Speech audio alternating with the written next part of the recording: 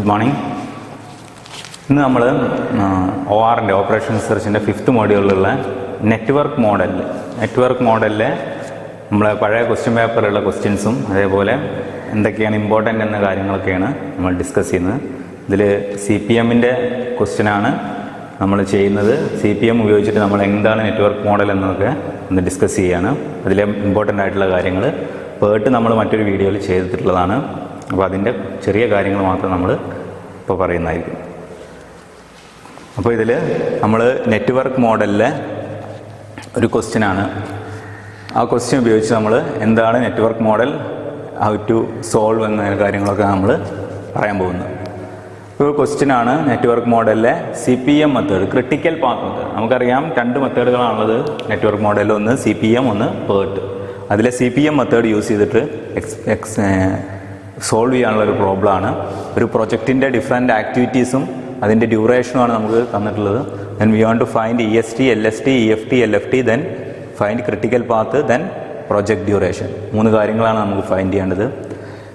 First നമ്മൾ ഇതിൽ ചെയ്യേണ്ടത് ഒരു നെറ്റ്വർക്ക് ഡയഗ്രാം കൺസ്ട്രക്ട് ചെയ്യാനാണ് ആദ്യത്തെ സ്റ്റെപ്പ്. ഒരു നെറ്റ്വർക്ക് ഡയഗ്രാം നമ്മൾ കൺസ്ട്രക്ട് ചെയ്യണം. അതായത് ചില ക്വസ്റ്റ്യൻ പേപ്പറുകൾ നമുക്ക് ഇതും ചോദിച്ചിട്ടുണ്ട്.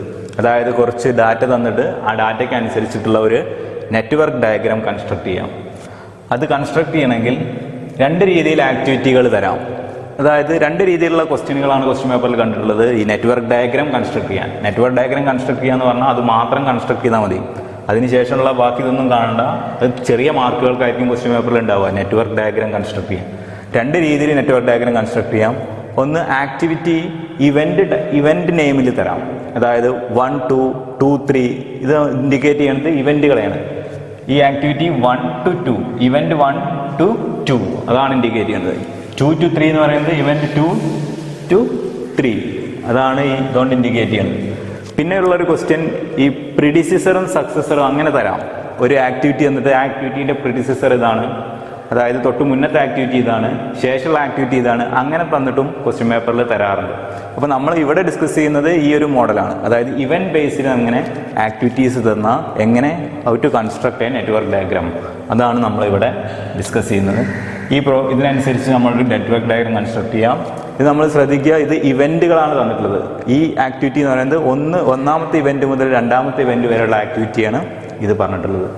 അപ്പോൾ നമ്മളതിനെ ഇങ്ങനെ വരയ്ക്കും. 1, 2, 1, 2. ദെൻ നെക്സ്റ്റ് ആക്ടിവിറ്റി 2, 3, അതായത് 2, 3 ഇങ്ങനെ വരയ്ക്കുക. ഈ ആക്ടിവിറ്റീൻ്റെ ഇത് 4 ആണ്, ഇത് 6 ആണ്. ദെൻ 2, 4, 2 4, അതായത് സെയിം ഇവൻ്റ് ആണ്. 2 3 ഉണ്ട്, 2 4 ഉണ്ട്. അപ്പോൾ നമ്മൾ ഇങ്ങനെ കൺസ്ട്രക്ട് ചെയ്യണം. 2 4 വേറൊരു ലൈനിൽ നോട്ട് ചെയ്യാം. ദെൻ 3, 5 ഉണ്ട്, 3, 6 ഉണ്ട്. 3, 5, 3, 6 അതും ഡിഫറെൻ്റ് ആയിട്ട് കാണിക്കണം. 4, 6, 3, 5, 8, 3, 6, 2, 4, 6, 12, 4, 7, 4, 5, 8, 15, 6, 8, 14, 7, 8, 8. നിങ്ങൾക്ക് മനസ്സിലായിട്ടുണ്ടാവും എങ്ങനെയാണ് വരയ്ക്കേണ്ടത്. 3, 5, 3, 5, 3, 6, 3 6. അപ്പോൾ ഇവിടെ ഒരു 2 ഇവൻറ്റുകൾ ഉണ്ടായിരിക്കും. ഇതിനെ ബേസ്റ്റ് ഇവൻ്റ് എന്ന് പറയും, നമ്മൾക്ക് ഡിസ്കസ് ചെയ്യാം. 2 ഉണ്ടായിരിക്കും. ദെൻ 4, 6, 4, 7, 4, 6, 4, 7 എന്ന രീതിയിൽ വേണമെന്നില്ല. നമുക്ക് കഴിയുന്ന രീതിയിൽ ഈ ഇവൻറ്റുകൾക്ക് സെയിം ആയ രീതിയിൽ വേണം നമ്മൾ ഇത് കൺസ്ട്രക്ട് ചെയ്യാൻ. ഇതിൽ നമുക്ക് ഇവിടെ പറഞ്ഞതെല്ലാം ഇതിന് സാറ്റിസ്ഫൈ ചെയ്യുന്നുണ്ട്. 4, 6, 4, 6, 4, 7, 5, 8, 6, 8, 7, 8 ഓരോ ഇവൻറ്റുകൾക്കനുസരിച്ചുള്ള ആക്ടിവിറ്റീസ് നമ്മൾ കൺസ്ട്രക്ട് ചെയ്തു. ഇതാണ് ആദ്യം നിങ്ങൾ ചെയ്യേണ്ടത്, കൺസ്ട്രക്ട് ചെയ്യാം. അതിന് ശേഷം നമ്മൾ ഈ പ്രോബ്ലം സോൾവ് ചെയ്യാൻ വേണ്ടി ക്രിട്ടിക്കൽ പാത്തും പ്രൊജക്റ്റ് ഡ്യൂറേഷനും ഒക്കെ ആണെങ്കിൽ ആദ്യം നമ്മൾ ഫൈൻഡ് ചെയ്യേണ്ടത് ഓരോ ഇവൻറ്റിൻ്റെയും ഏർലിയസ്റ്റ് ഇവൻ്റ് ടൈമുകളും ലേറ്റസ്റ്റ് ഇവൻ്റ് ടൈമുകളുമാണ് കാണുന്നത്. ഓരോ ഇവൻറ്റുകൾക്കും റിലേറ്റഡ് ആയിട്ട് 2 ഇവൻ്റ് ഉണ്ടായിരിക്കും. ഓരോ ഇവൻറ്റുകൾക്കും റിലേറ്റഡ് ആയിട്ട് 2 ഇവൻറ്റുകൾ ഉണ്ടായിരിക്കും. ഒന്ന് ഏർലിയസ്റ്റ് ഇവൻ്റ് ടൈം, ഒന്ന് latest event time. Earliest event time എന്നത് earliest time at which an event can occur without affecting the total project duration. അതായത് ഒരു ഇവൻ്റ് തുടങ്ങാനുള്ള ഏറ്റവും നേരത്തെ ഒക്കർ ചെയ്യാനുള്ളതാണ് earliest event time. Latest event time പറഞ്ഞാൽ വൈകാണെങ്കിൽ എപ്പോൾ ഒക്കർ ചെയ്യും എന്നുള്ളതാണ് latest event time. E1 L1, അതേപോലെ ഇവിടെ E2 L2, E3 L3, അങ്ങനെ ഓരോന്നിനും earliest event time latest event time find ചെയ്യാം. അതാണ് നമ്മൾ ഫസ്റ്റ് കാൽക്കുലേറ്റ് ചെയ്യേണ്ടത്. അപ്പോൾ E1ൻ്റെ ഏർലിയസ്റ്റ് ഇവൻ്റ് ടൈമും 0 ആയിരിക്കും. അത് കാരണം 0th ടൈമിലാണ് നമ്മൾ പ്രൊജക്റ്റ് സ്റ്റാർട്ട് ചെയ്യുന്നത്. അതുകൊണ്ട് earliest event time 0. Then E2 എന്ന് പറയുന്നത് 0 + 4, ദാറ്റ് ഈസ് 4. അതായത് രണ്ടാമത്തേൻ്റെ ഏർലിയസ്റ്റ് ഇവൻ്റ് ടൈം, അതിന് തൊട്ട് മുന്നത്തെ earliest event time plus activity duration 0 + 4, 4. Then E3 4 + 6, 10. E4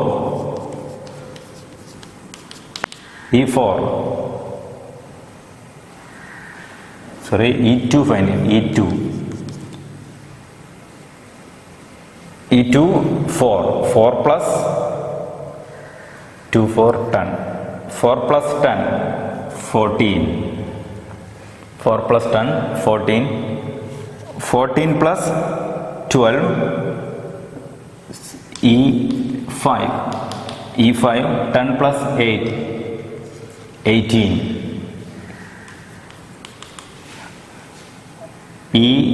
E6 10 + 2 12. Sorry, ഇവിടെ മിസ്റ്റേക്ക് വരും. ഇവിടെ നോക്കുക. E5 18, E4 14, E6 ഫൈൻഡ് ചെയ്യണമെങ്കിൽ നമ്മൾ ഫോർവേഡ് പാസിങ്ങിലാണ് നമ്മൾ ഏർലിയസ്റ്റ് ഇവൻ്റ് ടൈം കാണുന്നത്. അപ്പോൾ ഏർലിയസ്റ്റ് ഇവൻ്റ് ടൈം കാണുമ്പോൾ ഒരു മെർജ് ഇവൻ്റ് ഫൈൻഡ് ചെയ്താൽ, മെർജ് ഇവൻ്റ് എന്ന് പറയുന്നത് ഒന്നിലധികം ആക്ടിവിറ്റിയുടെ കംപ്ലീഷൻ ഇവൻറ്റിനെയാണ് എന്ത് പറയാം, മെർജ് ഇവൻ്റ്. ഒരു മെർജ് ഇവൻ്റ് ഫൈൻഡ് ചെയ്താൽ ആ മെർജ് ഇവൻറ്റിൽ ലാർജസ്റ്റ് ഇവൻ്റ് ടൈം എവിടെയാണോ വരുന്നത് അതായിരിക്കണം സെലക്ട് ചെയ്യേണ്ടത്. അതായത് ഇവിടെ 14 + 12, ഇവിടെ 14 + 12 26, ഇവിടെ 10 + 2 12. അപ്പോൾ ഇതിൽ മാക്സിമം എന്ന് പറയുന്നത് 26 ആണ്. അതുകൊണ്ട് ഇതിൻ്റെ earliest event time 26. 14 + 12 26. Then E7 14 + 4 18. Then E8 18 + 8 26. ഇവിടെ 26 + 14 40. Then ഇവിടെ 18 + 15 33. ഇത്രയായിരിക്കും വരിക. അപ്പോൾ ഇതിൽ ലാർജസ്റ്റ് എന്ന് പറയുന്നത് 40 ആണ്. അതായത് 26 + 4 14 40, 26 + 14 40. അതായിരിക്കും അതിൻ്റെ ഓരോന്നിൻ്റെയും ഏർലിയസ്റ്റ് ഇവൻ്റ് ടൈം. അതായത് from left to right scan ചെയ്യുക. അതായത് ലെഫ്റ്റ് ടു റൈറ്റ് പാസിങ്ങിൽ ഏറ്റവും ലാർജസ്റ്റ് ഇവൻ്റ് ടൈം എവിടെയാണോ ആ ലാർജസ്റ്റ് ഇവൻ്റ് ടൈമാണ് നമ്മൾ സെലക്ട് ചെയ്യേണ്ടത്. അതായത് ഓരോന്നിൻ്റെ ഇവൻ്റ് ടൈം കാണുന്നത് തൊട്ട് മുന്നത്തെ ഇവൻ്റ് പ്ലസ് ആക്ടിവിറ്റി ഡ്യൂറേഷൻ ആയിരിക്കും നെക്സ്റ്റ് ഇവൻറ്റിൻ്റെ ഏർലിയസ്റ്റ് ഇവൻ്റ് ടൈം. ഇതിൻ്റെ ഏർലിയസ്റ്റ് ഇവൻ്റ് ടൈം പ്ലസ് ഈ ആക്ടിവിറ്റി ഡ്യൂറേഷൻ ആയിരിക്കും ഇതിൻ്റെ ഏർലിയസ്റ്റ് ഇവൻ്റ് ടൈം. 4 + 6 10. മനസ്സിലായി എന്ന് വിചാരിക്കണം. ഇനി ലേറ്റസ്റ്റ് ഇവൻ്റ് ടൈം ഫൈൻഡ് ചെയ്യാൻ വേണ്ടിയിട്ട് ലേറ്റസ്റ്റ് ഇവൻ്റ് ടൈം ബാക്ക്വേർഡ് പാസിങ്ങിലാണ് ലേറ്റസ്റ്റ് ഇവൻ്റ് ടൈം ഫൈൻഡ് ചെയ്യാം. ലേറ്റസ്റ്റ് ഇവൻ്റ് ടൈം എന്ന് പറയുന്നത് ഇവിടുന്ന് from right to left scan ചെയ്യുക. അതായത് 40 L7 is equal to 40 - 8 32. Then 32 - 4. ഇത് രണ്ടും ബാക്ക്വേർഡ് പാസിങ്ങിൽ 14 - 15 25. ദെൻ ഇവിടെ ശ്രദ്ധിക്കേണ്ടത് ഇതൊരു ബേസ്റ്റ് ഇവൻ്റ് ആണ്. ബേസ്റ്റ് ഇവൻ്റ് എന്ന് പറഞ്ഞാൽ ഒന്നിലധികം ആക്ടിവിറ്റികളുടെ സ്റ്റാർട്ടിങ്ങിനെയാണ് എന്ത് പറയുക, ബേസ്റ്റ് ഇവൻ്റ്. ഈ ബേസ്റ്റ് ഇവൻ്റ് വരുന്ന കേസിൽ ഏറ്റവും ബാക്ക്വേർഡ് പാസിങ്ങിൽ മിനിമം ആണ് സെലക്ട് ചെയ്യേണ്ടത്. അതായത് ഇവിടെ 32 മൈനസ് 4 28. ഇവിടെ L6ൻ്റെ വാല്യൂ 26. L6ൻ്റെ വാല്യൂ 26 ആണ്. 40 മൈനസ് 14 26. 26 മൈനസ് 12 14. ഇവിടെ 32 മൈനസ് 4 28. ഡിഫറൻസ് ഇവിടെ 28 ആണ് വരുന്നത്, ഇവിടെ 14 ആണ് വരുന്നത്. അപ്പോൾ ഏറ്റവും മിനിമം ഏതാണ്? 14. അതാണ് നമ്മൾ സെലക്ട് ചെയ്യേണ്ടത്. മനസ്സിലായിട്ടുണ്ടാവും. ബാക്ക്വേർഡ് പാസിങ്ങിൽ ഈ ഇവൻ്റ് മൈനസ് ആക്ടിവിറ്റി ഡ്യൂറേഷൻ, അതായിരിക്കും നെക്സ്റ്റ് ഇവൻറ്റിൻ്റെ ലേറ്റസ്റ്റ് ടൈം. ആ ലേറ്റസ്റ്റ് ടൈം ബാക്ക്വേർഡ് പാസിങ്ങിലായതുകൊണ്ട് ഒരു ബേസ്റ്റ് ഇവൻ്റ് ഫൈൻഡ് ചെയ്താൽ അവിടെ അതിൽ മിനിമം ആണ് സെലക്ട് ചെയ്യേണ്ടത്. 32 മൈനസ് 4 28 അന്ന് വരാത്തതിന് കാരണം ഇവിടെ 26 മൈനസ് 12 14 ആണ്. അതാണ് മിനിമം. അതുകൊണ്ടാണ് അത് സെലക്ട് ചെയ്തത്. ബാക്കി L3 17, L2 4, then 1 0. ഇതായിരിക്കും earliest event time, latest event time. ഓരോന്നിൻ്റെയും ഏർലിയസ്റ്റ് ഇവൻ്റ് ടൈമും ലേറ്റസ്റ്റ് ഇവൻ്റ് ടൈമും. ദെൻ നെക്സ്റ്റ് നമ്മൾ കൺസ്ട്രക്ട് ചെയ്യേണ്ടത് ഒരു ടേബിളാണ്. ആ ടേബിളിലെ ഓരോന്നിൻ്റെയും EST LST. First column activity, രണ്ടാമത്തത് duration, then EST LST EFT LFT total float. ഇത്രയും കാര്യങ്ങളാണ് ഇനി നമുക്ക് ഫൈൻഡ് ചെയ്യേണ്ടത്. ഓരോ ആക്ടിവിറ്റീസിൻ്റെയും ഇതാണ് ഫൈൻഡ് ചെയ്യുക. കാരണം ഇത് കൺസ്ട്രക്ട് ചെയ്യണം first question. EST LST EFT LFT. ആക്ടിവിറ്റികൾ 1 2 2 3 2 4 3 5 3 6 4 6 4 7 5 8 6 8 7 8 4 6 10 8 2 12 4 15 14 8. ഓരോന്നിൻ്റെ ആക്ടിവിറ്റി ഡ്യൂറേഷൻ. ഇനി നമുക്ക് ഫൈൻഡ് ചെയ്യേണ്ടത് EST LST EFT LFT. First question ആണ് ചെയ്യാൻ പോകുന്നത്. EST LST EFT LFT. EST first ആക്ടിവിറ്റീൻ്റെ EST എന്ന് പറയുന്നത് earliest start time 0. Earliest start time കാണാൻ, ഏർലിയസ്റ്റ് സ്റ്റാർട്ട് ടൈം എന്നത് ഒരു ആക്ടിവിറ്റിയുടെ ടെയിൽ ഇവൻറ്റിലുള്ള, അതായത് ഒരു ആക്ടിവിറ്റിയാണ് 4. ഈ ആക്ടിവിറ്റിയുടെ 2 ഇവൻറ്റുകൾ ഉണ്ടാവും. ഒന്ന് ടെയിൽ ഇവൻറ്റ്, ഇത് ഹെഡ് ഇവൻറ്റ്. ഈ ആരോ ഉള്ളത് ഹെഡ് ഇവൻറ്റ്, ഇത് ടെയിൽ ഇവൻറ്റ്. ടെയിൽ ഇവൻറ്റിൻ്റെ ഏർലിയസ്റ്റ് ടൈമിനെയാണ് അതിൻ്റെ EST. അപ്പോൾ 1 2ൻ്റെ ഏർലിയസ്റ്റ് ഇവൻറ്റ് ടൈം 0. 1 2 0. ദെൻ 2 3 2ൻ്റെ ഏർലിയസ്റ്റ് ഇവൻറ്റ് ടൈം 4. അപ്പോൾ ഇവിടെ ഇത് 4. അടുത്തത് 4 10 14 18 26 18. ഇതാണ് ഓരോന്നിൻ്റെയും EST. Then EFT EST EFT LST LFT. EFT എന്ന് പറയുന്നത് EST പ്ലസ് ഡ്യൂറേഷൻ, അതാണ് EFT. അതായത് 0 + 4 4 + 6 10 14 18 12 26 18 26 18, 33, 40, 26. ഇത്രയാണ് EST. ഇനി നോക്കേണ്ട LSTയും LFTയും. LFT എന്ന് പറയുന്നത് latest finish time. Latest finish time എന്നത് നേരെ തിരിച്ചു നോക്കുക. ലേറ്റസ്റ്റ് ഫിനിഷ് ടൈം എന്നത് ഒരു ആക്ടിവിറ്റിയുടെ ലേറ്റസ്റ്റ് ഫിനിഷ് ടൈം അതിൻ്റെ ഹെഡ് ഇവൻറ്റിലുള്ള ലേറ്റസ്റ്റ് ടൈമിനെയാണ് അതിൻ്റെ ലേറ്റസ്റ്റ് ഫിനിഷ് ടൈം. അതായത് 1, 2 എന്ന ആക്ടിവിറ്റിയുടെ LFT എന്ന് പറയുന്നത് ഈ 2 എന്ന ഇവൻറ്റിൻ്റെ ലേറ്റസ്റ്റ് ടൈം 4 അതായിരിക്കും അതിൻ്റെ LFT 4. മനസ്സിലായിട്ടുണ്ടാവും. അടുത്ത 2, 3യുടെ LFT എന്ന് പറയുന്നത് 3യുടെ ലേറ്റസ്റ്റ് ടൈം 17 ആയിരിക്കും അതിൻ്റെ LFT. അതേപോലെ എല്ലാം നമ്മൾ എഴുതാണ്. 14, 25, 26, 32, 40, 40. Then LST എന്ന് പറയുന്നത് LFT minus activity duration. LFT minus activity duration ആണ് LFT minus activity duration. LFT 0, 4 minus 4, 17 minus 6, 11, 14 minus 10, 4, 25 minus 8, 17, 24, 14, 28, 25, 26, 32.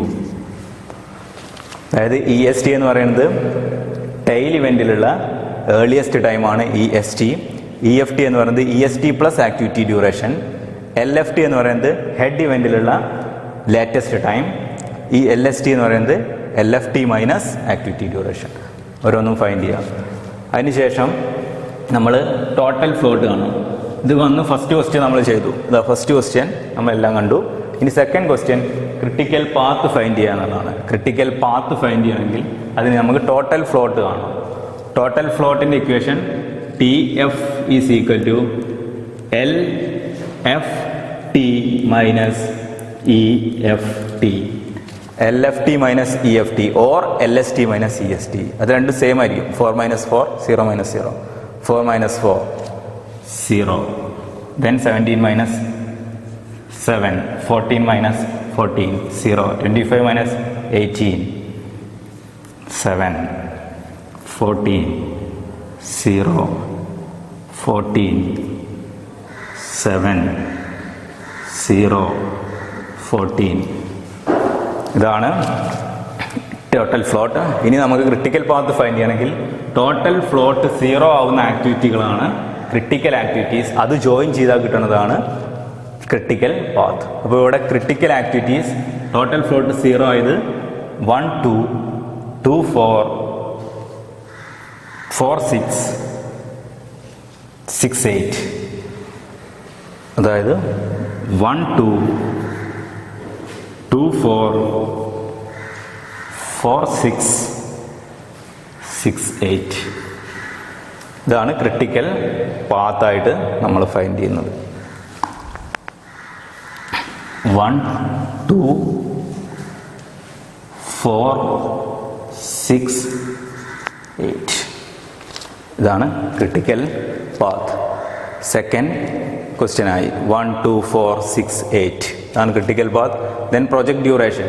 Total project duration എന്നുള്ളത് 40 days ആയിരിക്കും. Total project duration 40 days. അതായത് ഓരോ ആക്ടിവിറ്റി ക്രിട്ടിക്കൽ പാത്തിലുള്ള ആക്ടിവിറ്റീസിൻ്റെ sum 1, 2 plus duration of 1, 2 plus duration of 2, 4 plus duration of 4, 6 plus duration of 6, 8. അതായത് 4 plus 10 plus 12 plus 14, 40 days ആണ് ഈ project തീരാനുള്ള total project duration എന്നുള്ളത്. ഇനി ഇതാണ് നമ്മളിപ്പോൾ നെറ്റ്വർക്കിംഗ് മോഡലിലുള്ള ഒരു ക്വസ്റ്റ്യൻ CPM യൂസ് ചെയ്തിട്ട് സോൾവ് ചെയ്തൊരു ക്വസ്റ്റ്യൻ ആണ്. ഇനി ഇതിൽ പേർട്ട് ഉപയോഗിച്ചിട്ടാണ് ചെയ്യുന്നത്. പേർട്ട് ഏകദേശം ഇതേപോലെ തന്നെയാണ് ചെയ്യുക. അത് നമ്മൾ ലാസ്റ്റ് കഴിഞ്ഞൊരു വീഡിയോയിൽ ഡിസ്കസ് ചെയ്തതാണ് എന്താണ് പേർട്ട് എങ്ങനെയാണ് സോൾവ് ചെയ്യുക. ഇനി ഈ ക്വസ്റ്റ്യൻ പേപ്പറിൽ നമ്മൾ ഈ മൊഡ്യൂളിൽ സാധാരണ ചോദിച്ചിട്ടുള്ള കുറച്ച് ക്വസ്റ്റ്യനുകളാണ്. അതായത് സാധാരണ ചോദിച്ചിട്ടുള്ളത് ഒന്ന് നെറ്റ്വർക്ക് അനാലിസിസ് എന്താണ്. നെറ്റ്വർക്ക് അനാലിസിസ് അതായത് ഒരു പ്രൊജക്റ്റിന് അതിൻ്റെ പ്ലാനിങ്, ഷെഡ്യൂളിങ്, മോണിറ്ററിങ്, അതിൻ്റെ കോർഡിനേറ്റിംഗ്, ഇങ്ങനെ ലാർജ് പ്രൊജക്റ്റുകളുടെ ഇത്തരം കാര്യങ്ങൾക്ക് വേണ്ടി ഉപയോഗിക്കുന്ന ഒരു മെത്തേഡാണ് ഉപയോഗിക്കുന്നത് നെറ്റ്വർക്ക് അനാലിസിസ്. ഒരു ടെക്നിക്കിനെയാണ്. അപ്പോൾ പ്ലാനിങ്, ഷെഡ്യൂളിംഗ്, മോണിറ്ററിങ്, കോർഡിനേറ്റിംഗ്, വലിയ പ്രൊജക്റ്റുകളുടെ ഇത്തരം കാര്യങ്ങൾക്ക് വേണ്ടി ഉപയോഗിക്കുന്ന ഒരു മെത്തേഡാണ് ഈ നെറ്റ്വർക്ക് അനാലിസിസ് എന്ന് പറയുന്നത്. ഒരു ടെക്നിക്കാണ് നെറ്റ്വർക്ക് അനാലിസിസ്. നെറ്റ്വർക്ക് അനാലിസിസ് അതിൻ്റെ പെർഫോമൻസ്, ഒരു സിസ്റ്റത്തിൻ്റെ മിനിമം പെർഫോമൻസിനെയാണ് അത് കൺസേൺ ചെയ്യുന്നത്. അതായത് അപ്പോൾ പ്രൊജക്റ്റ് ഡ്യൂറേഷൻ ആണെങ്കിൽ അത് കുറയ്ക്കുക, കോസ്റ്റ് ആണെങ്കിൽ അത് കുറയ്ക്കുക എന്നീ കാര്യങ്ങളാണ് ഈ നെറ്റ്വർക്ക് അനാലിസിസ് കൂടെ ചെയ്യുന്നത്. അതായത് ലാർജ് പ്രോജക്റ്റുകളെ അതിനെ കോർഡിനേറ്റ് ചെയ്യാനും അതിനെ മോണിറ്റർ ചെയ്യാനും അതേപോലെ അതിനെ കൺട്രോൾ ചെയ്യാനും ഒക്കെ ഉപയോഗിക്കുന്ന ടെക്നിക്കാണ് നെറ്റ്വർക്ക് അനാലിസിസ് എന്ന് പറയുന്നത്. ഈ നെറ്റ്വർക്ക് അനാലിസിസിന് യൂസ് ചെയ്യുന്ന ടെക്നിക്കിനെ നമ്മൾ അറിയുന്നതാണ് നെറ്റ്വർക്ക് ടെക്നിക്സ്. പിന്നെ ചോദിച്ചിട്ടുള്ളത് എന്താണ്, രണ്ട് ഡിഫറെൻറ്റ് നെറ്റ്വർക്ക് ടെക്നിക്കുകളാണ്. രണ്ട് ഡിഫറെൻറ്റ് നെറ്റ്വർക്ക് ടെക്നിക്സ് ആണുള്ളത്. ഒന്ന് CPM, രണ്ടാമത് PERT. CPM എന്ന് പറയുന്നത് ക്രിട്ടിക്കൽ പാത്ത് മെത്തേഡ്, അതായത് ഈ നമ്മളിപ്പോൾ ചെയ്തത്. അതേപോലെ PERT, project evaluation and review technique. അങ്ങനെ രണ്ട് മെത്തേഡുകളാണ് ഈ നെറ്റ്വർക്ക് അനാലിസിസിലുള്ളത് അല്ലെങ്കിൽ നെറ്റ്വർക്ക് ടെക്നിക്കുകളിൽ ഉള്ളത്. പിന്നെ നെറ്റ്വർക്ക് എന്താണ്, നെറ്റ്വർക്ക് എന്നുള്ള കാര്യങ്ങൾ ചോദിച്ചിട്ടുണ്ട്. എന്താണ് നെറ്റ്വർക്ക് എന്ന് പറഞ്ഞാൽ ഇതിനെയാണ് നെറ്റ്വർക്ക് എന്ന് പറയാം. ഒരു സീക്വൻസ് ഓഫ് ആക്ടിവിറ്റീസ്, അതിനെയാണ് എന്ത് പറയാം, ഒരു നെറ്റ്വർക്ക് എന്ന് പറയാം. നെറ്റ്വർക്ക് ഡയഗ്രാം എന്ന് പറയുന്നത് ആ സീക്വൻസ് ഓഫ് ആക്ടിവിറ്റീസ് ഒരു ഡയഗ്രാമാറ്റിക് രൂപത്തിൽ റെപ്രസെൻറ്റ് ചെയ്യുന്നതിനാണ് നെറ്റ്വർക്ക് ഡയഗ്രാം എന്ന് പറയുന്നത്. Network diagram, a diagram which represent activities and events of a network is called a network diagram. പിന്നെ ആക്ടിവിറ്റി എന്താണ്, ഒരു ഓപ്പറേഷൻ, പ്രൊജക്റ്റ് ഓപ്പറേഷൻ്റെ ഒരു പ്രൊജക്റ്റിൽ ഉണ്ടാകുന്ന ഡിഫറെൻറ്റ് ടാസ്കുകളെയാണ് എന്ത് പറയാം, ഒരു ആക്ടിവിറ്റി എന്ന് പറയാം. നമ്മൾ പഠിച്ചിട്ടുണ്ട് ആക്ടിവിറ്റിയും ഡിഫറെൻറ്റ് ആക്ടിവിറ്റികൾ, successor activity, predecessor activity and dummy activity. അതിൽ ഡമ്മി ആക്ടിവിറ്റിയും ഒരു ഇമ്പോർട്ടൻ്റ് ആണ്. ഇടയ്ക്ക് ചില മാർക്കുകൾ, കുറച്ച് ചെറിയ മാർക്കുകൾക്ക് ഈ ഡമ്മി ആക്ടിവിറ്റി ചോദിക്കാറുണ്ട്. ഡമ്മി ആക്ടിവിറ്റി എന്ന് പറയുന്നത് an activity which does not consume any time or any resource, അതിനെയാണ് എന്ത് പറയാം, ഡമ്മി ആക്ടിവിറ്റി. അതായത് ഒരു ടൈമും എടുക്കാത്ത ആക്ടിവിറ്റികളെയാണ് ഡമ്മി ആക്ടിവിറ്റി എന്ന് പറയാം. അത് നമ്മൾ ചില കേസസിൽ ഈ പ്രൊജക്റ്റ് നെറ്റ്വർക്ക് ഡയഗ്രത്തിൽ യൂസ് ചെയ്യുന്നതാണ്. അതിനെ ഡോട്ടഡ് ലൈൻ ഉപയോഗിച്ചിട്ടാണ് ഈ ഡമ്മി ആക്ടിവിറ്റി റെപ്രസെൻറ്റ് ചെയ്യുക. അത് ചോദിച്ചിട്ടുണ്ട്. പിന്നെ ഇവൻറ്റുകളെ പറ്റിയിട്ട് എന്താണ് ഇവൻറ്റ്. ഇവൻ്റ് എന്ന് പറയുന്നത് ഒരു ഇവൻറ്റിൻ്റെ, ഒരു ആക്ടിവിറ്റിയുടെ സ്റ്റാർട്ടിനെയും എൻഡിനെയാണ് അതിനെ ഇവൻ്റ് എന്ന് പറയാം.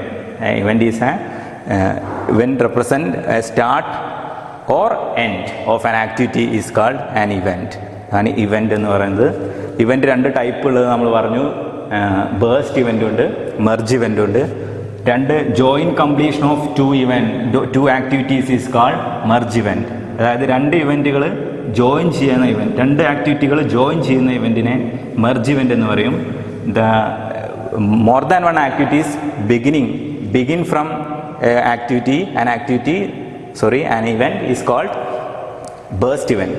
ഒന്നിലധികം ആക്ടിവിറ്റികൾ സ്റ്റാർട്ട് ചെയ്യുന്ന ഇവൻറ്റുകളെ ബേസ്റ്റ് ഇവൻ്റ് എന്ന് പറയും. ഇതൊരു ബേസ്റ്റ് ഇവൻ്റാണ്. ഒന്നിലധികം ആക്ടിവിറ്റിക്കാണ് ഇവിടുന്ന് സ്റ്റാർട്ട് ചെയ്യുന്നത്. ഇത് ബേസ്റ്റ് ഇവൻ്റാണ്. 6 എന്ന് പറയുന്നത് ഒന്നിലധികം ആക്ടിവിറ്റീസ് ജോയിൻ ചെയ്യാണ്.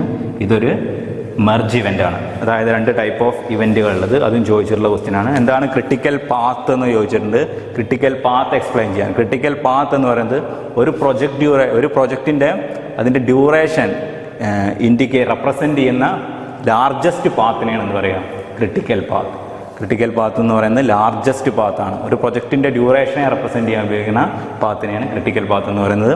അതിൽ ആക്ടിവിറ്റികൾ ഇതും ചോദിച്ചിട്ടുള്ള ക്വസ്റ്റ്യനാണ്. What is critical activities.